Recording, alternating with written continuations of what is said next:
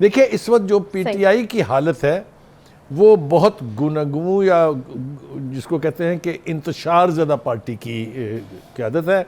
लोग जिस रफ्तार से छोड़ छोड़ के जा रहे हैं और जो लोग छोड़ छोड़ के जा रहे हैं उसके लिए उसने बहुत सारे सवालिया निशान उठा दिए हैं।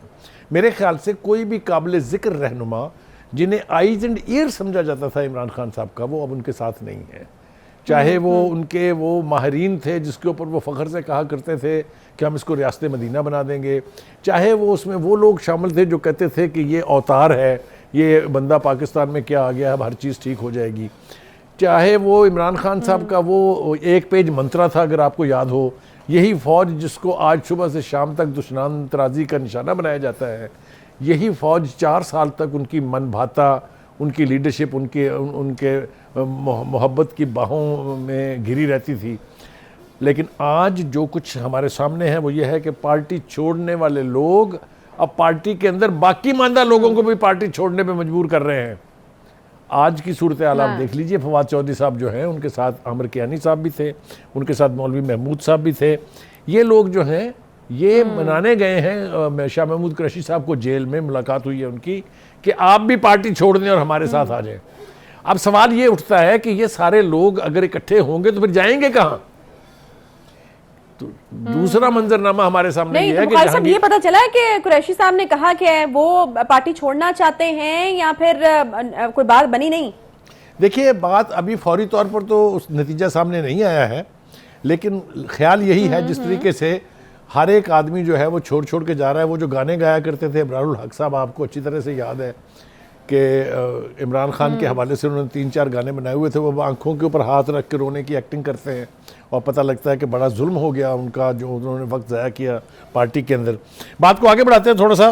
देखिए गुजारिश ये है कि जहांगीर तरीन साहब जो हैं जिनको कुर्बान कर दिया गया था इमरान खान साहब के ऊपर, उनको नाअहल होने से बचाने के लिए और इनको नाअहल कर दिया गया था, वो अब बहुत ज़्यादा सरगर्मी का मुजाहरा कर रहे हैं। लाहौर के अंदर उनकी बेपनाह मुलाकातें हुई हैं। बनी गाला वाले केस का रेफरेंस तो नहीं दे रहा है कि तब उनकी कुर्बानी हुई थी, क्योंकि इस बारे में हम जिक्र कर चुके हैं पहले भी प्रोग्राम। जी मैं अर्ज करूँ ना कि जब अदालत में सुप्रीम कोर्ट में केस था जिसमें नाअहल हुए थे नवाज शरीफ साहब साकिब निसार साहब के होते हुए, उसी के अंदर जहांगीर तरीन साहब को नाअहल इसलिए कर दिया गया था कि सादिक और अमीन का सर्टिफिकेट देना था इमरान खान साहब को।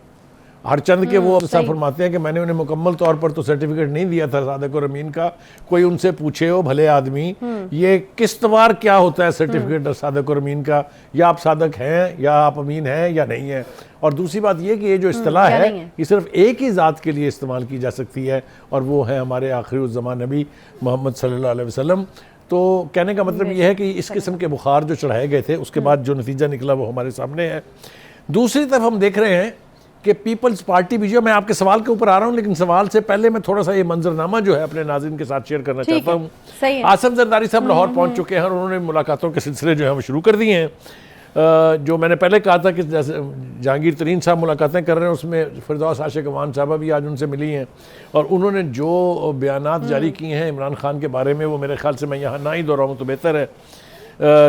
तीसरी तरफ हम देख रहे हैं कि काफ लीग जो है वो भी सरगर्म अमल है। आपने देखा कि तनवीर इलियास साहब जो साबिक़ आज़ाद कश्मीर के प्राइम मिनिस्टर हैं वो इस वक्त चौधरी सरवर के साथ लाहौर के लिए रवाना हुए थे इस्लामाबाद से। हमारे प्रोग्राम होने तक मेरे ख्याल से वो भी ऐलान कर देंगे कि जनाब मैं भी काफ लीग में शामिल हो रहा हूँ। अब सूरत हाल ये है कि मैंने जो कहा था उसकी तरफ फिर पलटते हैं वापस के जो लोग पीटीआई को छोड़ चुके हैं इनका अंजाम क्या होगा। इनकी पहली पनाहगाह तो यकीनी तौर पर जहांगीर तरीन होंगे जो पार्टी में पहले भी रहे हैं। इनमें से बहुत सारे लोग ऐसे हैं जो जहांगीर तरीन साहब की वसातत से, उनकी कोशिशों से ही शामिल हुए थे पीटीआई में। वो सारे इलेक्टेबल जो अब छोड़ चुके हैं जिनके बारे में इमरान खान साहब कहते हैं कि मुझे फ़र्क नहीं पड़ता, वो सारे उनकी जानिब रुख कर सकते हैं।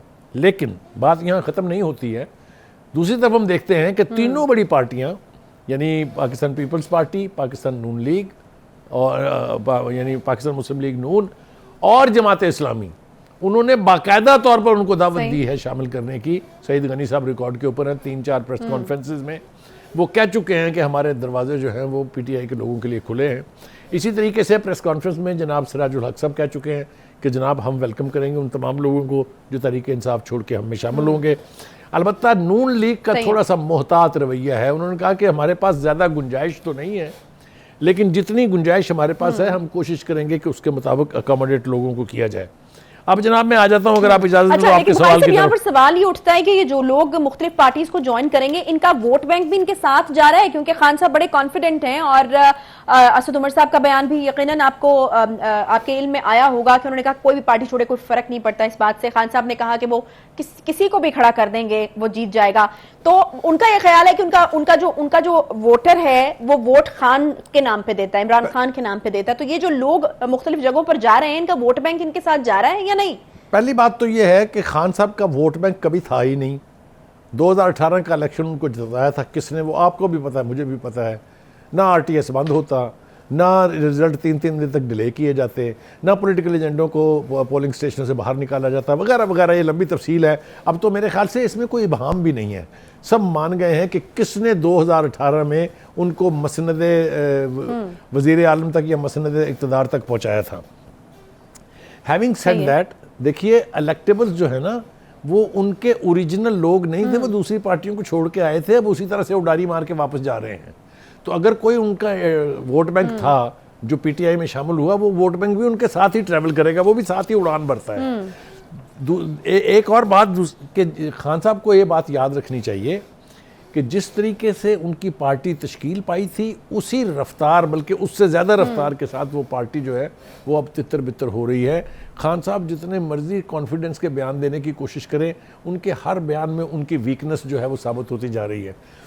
मुज़ाकरात के हवाले से एक बार फिर से जो है वो खान साहब ने बात की। आपको क्या लगता है कितनी देर तक ये सिलसिला चलता रहेगा? खान साहब जो है मुज़ाकरात की बात करेंगे, आगे से उनको जो है वो कोई लिफ्ट नहीं कराई जा रही, लेकिन वही वाली बात जो हम पहले करते होते थे कि जितना बड़ा भी मसला होता है उसका हल निकलता तो बहरहाल बातचीत से ही है। आपको लगता है कि ये अभी इसको मजीद टाइम दिया जाएगा, लेकिन जो है वो बातचीत हो सकती है, बैठकर इस मसले का हल निकल सकता है, या आपको लगता है कि बड़े जो फैसले लेने थे वो लिए जा चुके हैं, अब बातचीत की गुंजाइश मौजूद नहीं है? आशा ये बताइए कि ये उनका बयान सुबह नाश्ते पर था, लंच पर था या शाम के डिनर पर था?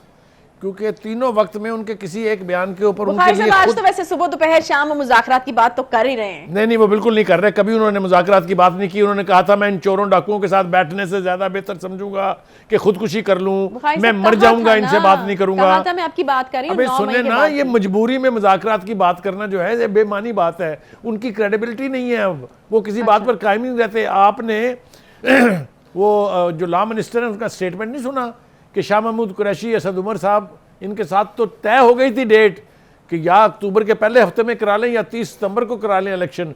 वो तो अप्रूवल लेने गए थे कि इन दोनों में से कौन सी डेट चाहिए उनको। खान साहब फिर दुम पे खड़े हो गए।